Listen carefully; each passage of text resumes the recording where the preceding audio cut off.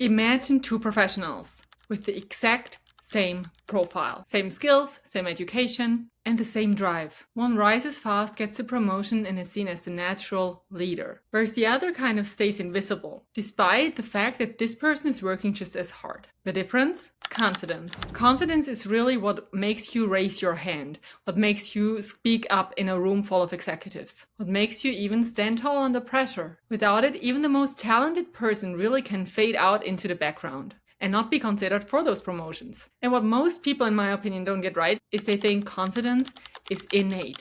It's something that you're born with.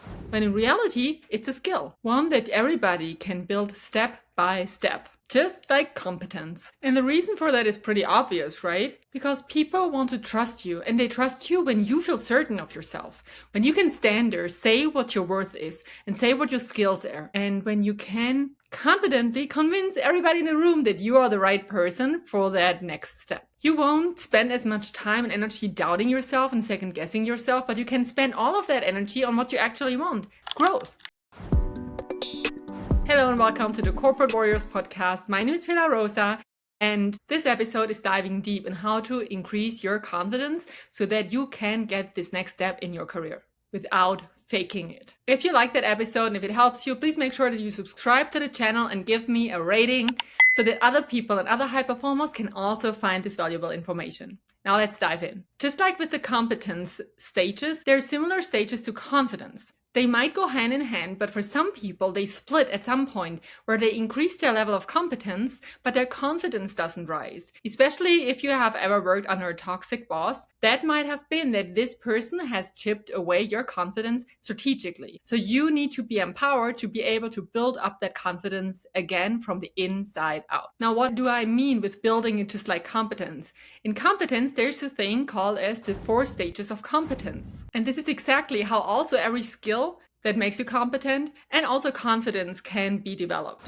So let's go quickly through those 4 stages. Number 1, unconscious incompetence. It's when you don't know yet what you don't know, right? It's like all beginners that come to the table that think they know it all. They just don't know what they don't know. So they're unconsciously incompetent. And then we come to the second stage, if everything goes right in their development and there are no narcissists. We come to conscious incompetence. It's being in this room with a lot of people that actually know their stuff, that know how this is going, that are more experienced, that you'll figure out that you're actually not as competent as you thought. So you're consciously incompetent. At this point, your confidence naturally drops. This stage is really uncomfortable because you need to be really raw and honest with yourself. But this is also the spark, the catalyst moment where growth for your career and personal life can actually start. So then we come to stage number 3. You've learned a lot, you've done all the things, and this is when you start to be at conscious competence, which really means you start to get really good at the certain skill. So you are aware of it. You see yourself improving. You might get feedback also from the outside that you are improving in that specific skill, or that you are building up slowly but steadily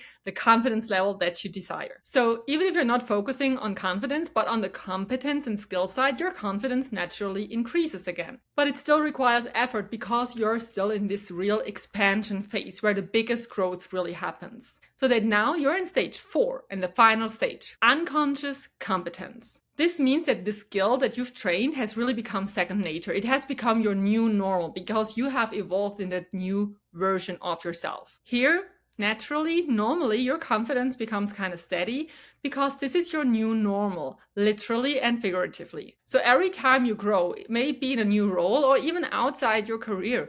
These are the stages that we naturally go through, especially if you're very well reflecting ourselves. So once you've done that with a specific skill, your confidence will also rise in yourself because you've seen yourself go from not knowing what you're actually doing or even being unaware that you don't know to then unconsciously doing it correctly without even thinking twice. This also increases your confidence in your own growth possibilities because you've now consciously seen that it is possible. You consciously seen that you can go from actually don't even knowing that you don't know to having that as your second nature, very deeply rooted in your new normal. So what can we do now, knowing that, how we go from really not knowing that we are having an issue to becoming that new version of ourselves? What can we do to actually foster this, to make sure that we actively work on our confidence level or on our skills or both? First, I know we've heard it many times, but the actual benefit comes in doing and applying it. And this is the success journal. You need to write down your successes, because where focus goes, energy flows. When you focus on your successes and on your growth, your momentum that you're building up will be even bigger. In addition, all growth is non-linear. There's no such thing as linear growth. What does it mean? It means there will be up and downs along the process. Even if you're perfectly in those 4 stages, there will be up and downs in between, right? So we need to make sure that you catch yourself when you're in a downward spiral and get yourself up really fast. And the way you can do that is through success journals, because even if you have a day where you say, hands down, I had 0 successes today, you are able to read through the successes that you had previously and remind yourself of them, so that your positive momentum keeps on going. So this is a form of documentation that you should always be using for yourself. I always tell my clients to have even a Google document or like a notes on your notes app open, where they can write down the successes to make sure that they foster this positive momentum and get the maximum benefit out of their work, because they're putting in the work. So we want to make sure that you get the maximum benefit, right? Everything else would be foolish, in my opinion. Also, this type of documentation, you can even make it more formal, including the date and time and the exact instance that something happened, is a form of keeping yourself secure if you're in a workplace where sometimes successes are taken away from you, somebody else takes credit, etc., so that you make sure that you know the truth and you know how everything went down. So also this will increase your confidence level if you ever have to speak up or defend yourself. In addition, how do you re-foster that confidence? It's very important that you surround yourself with the right people. Be sure that you are around people that are confident in themselves as well. If you're constantly listening to somebody second guessing themselves, that is not really good for you, because you'll start to adapt the same behavior patterns. Now, I don't say get rid of all the friends that are like this, or I don't say don't help other people, but if you do it, be really aware and conscious of what's going on so that you can protect yourself from unconsciously taking over their behavior, because it is part of our human nature to do that. So you need to be super and hyper aware on that if you're in that growth stage where you're focusing on increasing your confidence level. And lastly, grounding practices can be amazing in helping you build your confidence. And the reason for that is that it helps you stay true to yourself and not be so susceptible to the outside voices. So you have your people in your professional environment that are not supportive of you. It's even more important that you do these things. You can ground yourself by going in nature, walking barefoot, going to the beach, meditating, doing yoga. All of those practices ground you. And grounding means that you will get basically back on your feet and create clarity, inner clarity for yourself through the process. This clarity will also help you to remain confident, because it will be really hard to manipulate your own vision of yourself. So, as you've seen, it is a step-by-step process. And I always want you to go out of this podcast with something really specific that you can do and reflect on, so that you advance one podcast at a time. So here are 2 reflection prompts that you're able to use. Number 1, if you think about you right now in your career, where are you right now concerning your main topics? And include confidence as a separate one, please, in the competence cycle. Where are you right now not aware yet, perhaps, that you're incompetent? This is the hardest one to fill out. Where are you aware that you're incompetent? Where are you aware that you're competent? And where are you unaware that you're competent, right? Try to fill those out, especially for the unaware ones. It's very important to also talk to people that you trust and get really honest, constructive feedback from them, right? This is where feedback comes in, because if we're unconscious of something, it's really hard to figure it out. But make sure that this feedback always comes from people that you trust, so that it's actually constructive. You don't want to get this kind of feedback from a toxic boss that potentially sets you up for failure.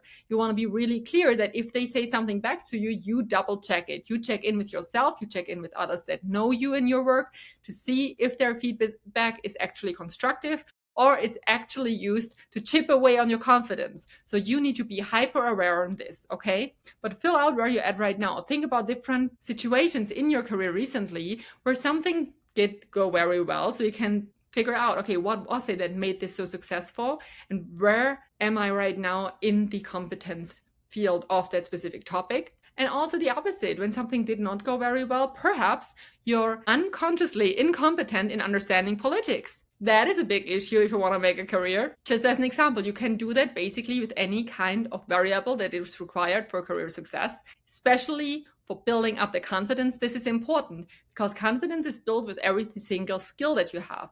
You get more confident if you understand politics because you will stay in control and understand what's going on and be able to foresee things going on. You'll be more confident if you're really good at communicating, because communicating and hearing yourself communicate makes you confident on the go, right? So every single variable that you need for career success, if you reflect on them and make sure that you are in either constant growth stage or already at a very high percentage, let's say on a scale from 1 to 100, that means that you are being confident about that. So being aware creates the confidence. And then if you're aware that something's missing, building it one step at a time, including the success journals, these kinds of things, helps you to build that confidence.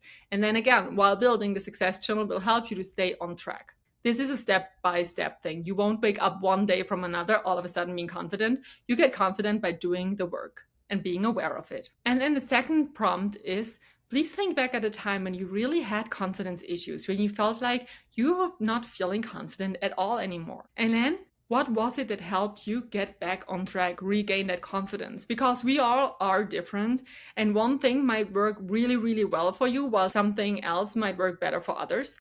So make sure that you are aware of the tools that have the maximum impact on you, so that you can downsize the amount of tools that you're using and only use the ones with maximum impact. So to sum this up, I want to encourage you to do the work. I want to encourage you to work on your confidence. It's not something that you're born with. And it's definitely not about being flawless. It's more about trusting yourself that you are able to build yourself up again, no matter what happens on the outside. It's that innate trust in yourself, in your possibility to create competence. And the more often you've done it, the more confident you'll become. Because nobody's born a great communicator. Nobody's born selling their skills amazingly. They've all learned it. So make sure that you consciously decide on growing and learning every single day, and you will get there. I promise. And especially for the high performers right now in toxic workplaces, remember this. Your confidence is a strategic asset. So of course, a toxic boss would like to manipulate you on this specific point.